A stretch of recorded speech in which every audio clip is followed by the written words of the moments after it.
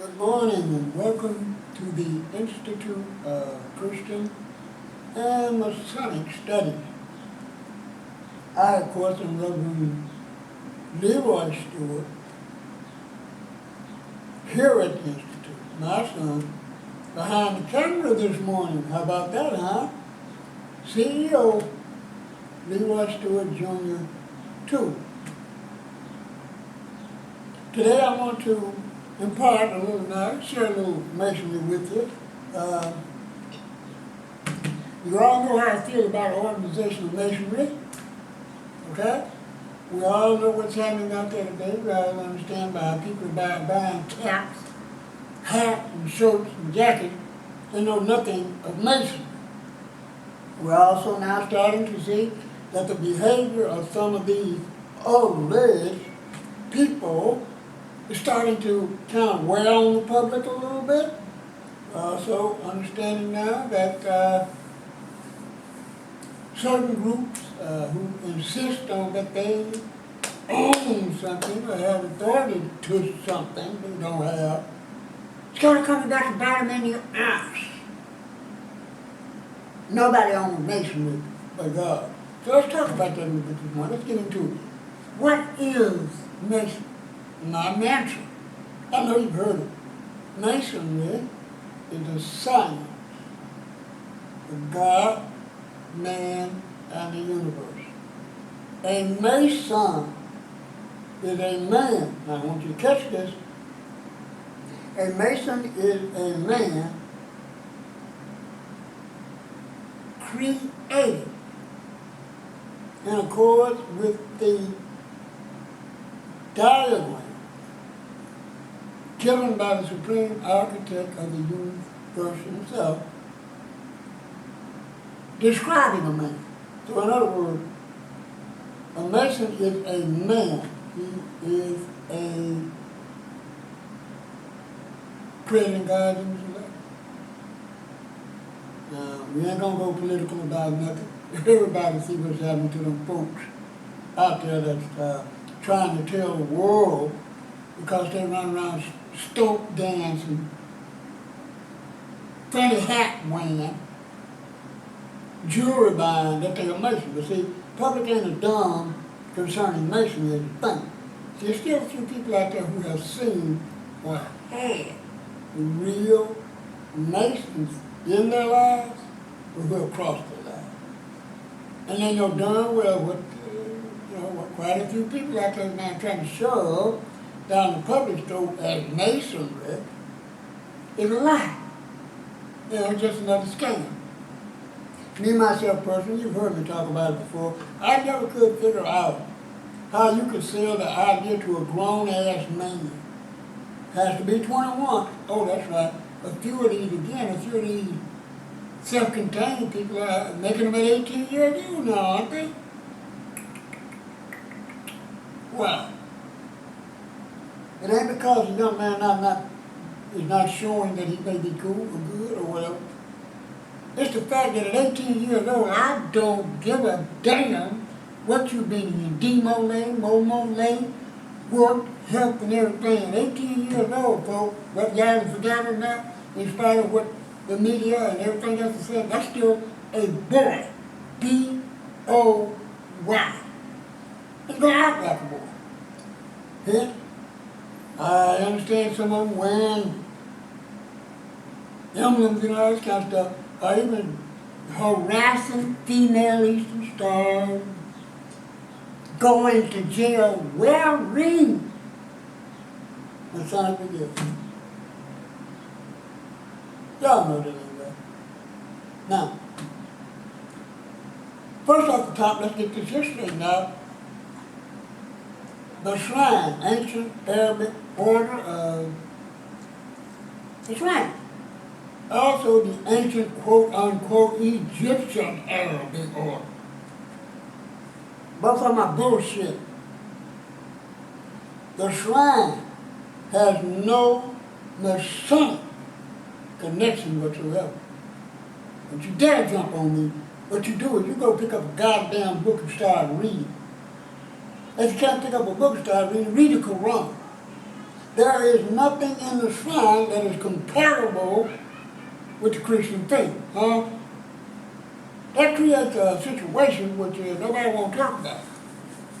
In order to be a shrine, unless y'all have changed it, one had to be a 32nd degree Mason, or what?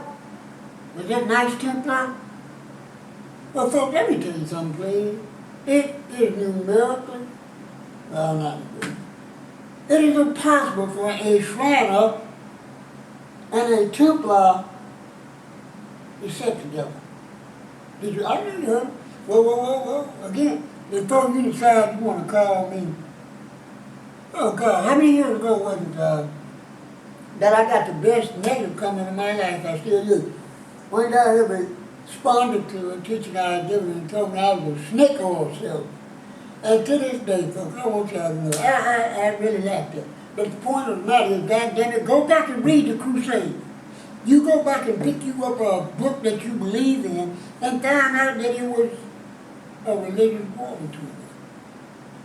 The Crusaders swore, the Templars swore to the death to war against the Muslims, or Arabs, if you will. Arabs, really. I'm not sure, but I think the title of Muslim is in direct relation to their religious belief or affiliation. Arabs, the Arabic people, Arabian people, the children of Ishmael. Okay? A Templar is sworn to do one thing, to live and die upholding Jesus Christ and the Christian church. And we ain't gonna have to talk about what Muslims are sworn to do either. One or not a Muslim, so I'm not qualified to say. All I can tell you is I've read the Quran 3 times. 1, 2, 3. How many times did God read it? Read it. See, that's God you got. Next thing I got an issue with, why all this money in the law? Why are we doing all this selling injury law? Let me take you where we need to go now. Masonry is the science of God, man, and human. A Mason is a man, made in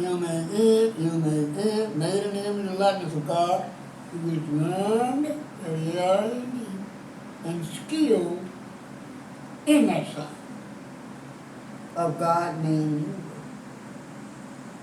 There is no human explanation why a grown-ass man with a wife, with children, needs to join a quasi-senile secret organization for them to teach him how to treat his wife, for them to teach him how to be a good father, for them to teach him how to support his community, for them to teach him how to carry his behind to work to support his family, to go to church or worship. You mean to tell me? That's what I'm telling you. How in the world could you sell that idea? But what I'm trying to say is the reason you're seeing the great falling away from Masonic lodges. Some of y'all do this and do that and all that. Well, they do that and do that, and within 3 lodge meetings, they don't come back. You ever wonder why? They ain't learning nothing, and the behavior of the people through which they go to lodge with offers them nothing. And ain't no grown man gonna pay money, go to sit down up under some other people who, 1, can't teach you nothing, and 2, who don't live a life at least as good or better than you. A man comes into Freemason because there's a longing, a hunger, a burning deep inside him to know God. There's no other reason to become a Mason. You don't join Masonry to be a part of no clamp club, fraternity, or nothing. The only reason you become a Mason is because you are looking for God. So you can say your own barbecue. You can join any dating service, but you can't do Masonry. Masonry was created by God Himself back before time. Yeah, you heard me right, back before the clock. Masonry was created in the heart of God, along with his plan for creation itself. God knew when he created man that man was going to be disobedient, he knew man was going to fall. But he also wanted certain truths to be transmitted back to men, to other men, until the end of time. These men, you know, as Masons.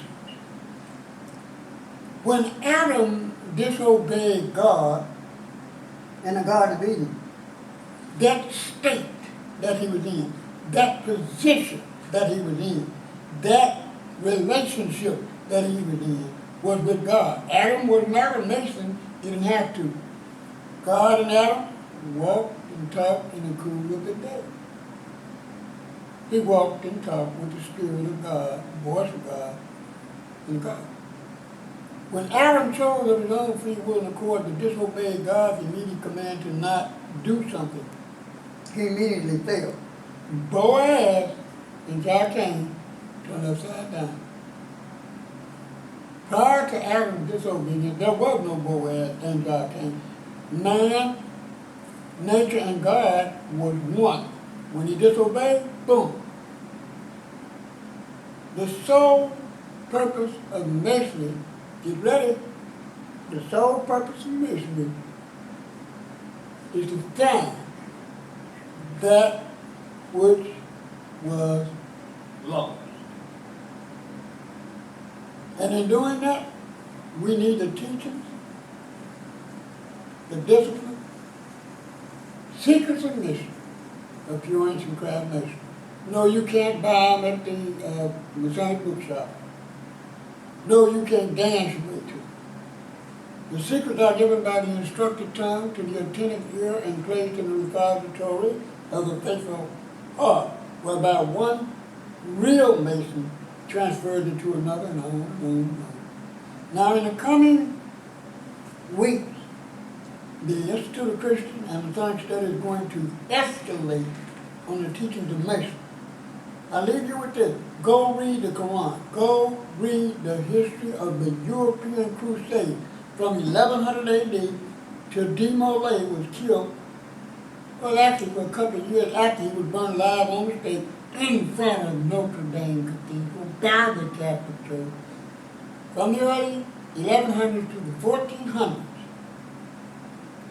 the Knights of the Temple, poor soldiers of King Solomon, Knights Templar, and the Arabian Knights, the Arabian warrior, the great assassin, they have nothing in common. So now I'm going to leave you right there, hopefully with a little bit of anticipation. Thank you, and I'll be talking more soon. This is Reverend Leroy Stewart, on behalf of the Institute of Christian and Masonic Studies. I wish you farewell.